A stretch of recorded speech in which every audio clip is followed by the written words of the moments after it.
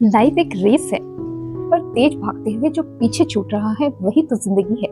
सोचा कुछ सुकून की तलाश करते हैं, चलो हिमालय चलते हैं। दोस्तों से पूछा चलोगे, तो कहने लगे वाईफाई मिलेगा, आईपीएल चलेगा, मतलब जान जाए पर रील्स न जाएं। फिर क्या था, अकेले ही झोला टांगे और निकल चले सोलो हिमालयन ट्रैक पे। हिमालय का नाम आते ही सबसे पहले भगवान शिव याद आते हैं। कहते हैं इस स्थान पर भगवान शिव ने कई वर्षों तक तप किया था। भोले बाबा का एक नाम केदार भी है और कंथा यानी पर्वत, इसीलिए केदार कंथा भगवान शिव का पर्वत। उत्तराखंड के हिमालयन रेंज में 12,500 फीट की ऊंचाई पर केदार कंथा ट्रैक किसी चैलेंज से कम नहीं। क्या ये ट्रैक मुझसे हो पाएगा? फिर सोलो हो, थक जाओ तो सहारे के लिए कंधा भी नहीं। महादेव का नाम लिया, एक ट्रैकिंग ग्रुप ज्वाइन किया और चल पड़े। देहरादून से 200 किलोमीटर दूर सांकरी पहुंचते ही शहर की भीड़ पीछे छूट जाती है। 4 दिन का केदार कंथा ट्रैक 20 किलोमीटर का है, पर पहाड़ों की 1 किलोमीटर की खड़ी चढ़ाई शहर के 10 किलोमीटर से ज्यादा मुश्किल लगती है। 5 मिनट की चढ़ाई पर ही हार्ट बीट 80 से 120 पार। भला हो चाचा जी का, जिसके ढाबे की मैगी ने जान में जान डाल दी।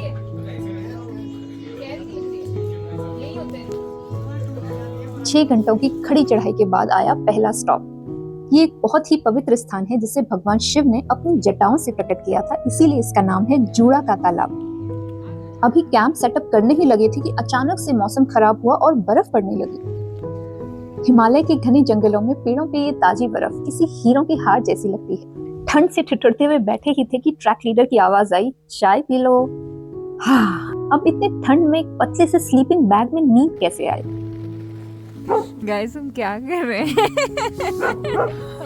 जितना जो कुछ टेंट में अवेलेबल था हमने लगा दिया, क्योंकि इस टेंट का चेन खराब हो गया। ओहो, ठंड से जो वॉशरूम का प्रेशर बनता था, डर से सब चला जाता था। इसी कश्मकश में कब नींद आई पता ही नहीं चला। मॉर्निंग में चिड़ियों की चहचहाहट से आंख खुली। खिली खिली धूप में हिमालय की बर्फीली चोटी और हरियाली चादर, बुरांश के फूलों से बिछा ये गोविंद वन एक प्रोटेक्टेड लैंड है, इसीलिए यहाँ कोई भी कंस्ट्रक्शन अलाउड नहीं है। जहाँ जमीन में पानी मिलता है वही कैंपिंग होती है और खाने का सामान घोड़ों से ऊपर आता है।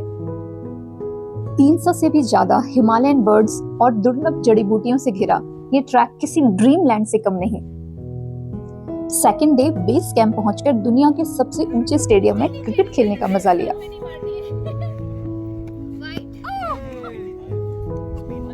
अभी मस्ती चल ही रही थी कि सामने केदार कंठा की चोटी दिखी और अपना लक्ष्य याद आया। इसके आगे जंगल भी खत्म हो जाता है, सिर्फ हिमालय की बर्फीली पथरीली चोटियां, जिसको भगवान शिव की कृपा के बिना शायद ही कोई चढ़ पाए।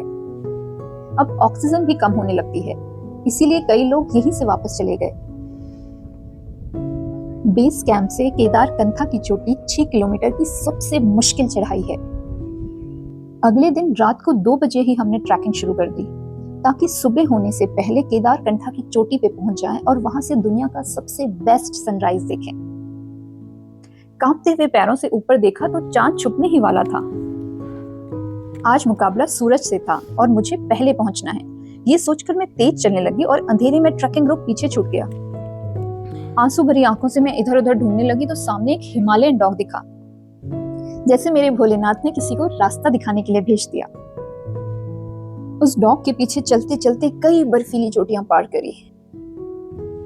फिर चांद की रोशनी में नहाया, एक शिव मंदिर दिखा।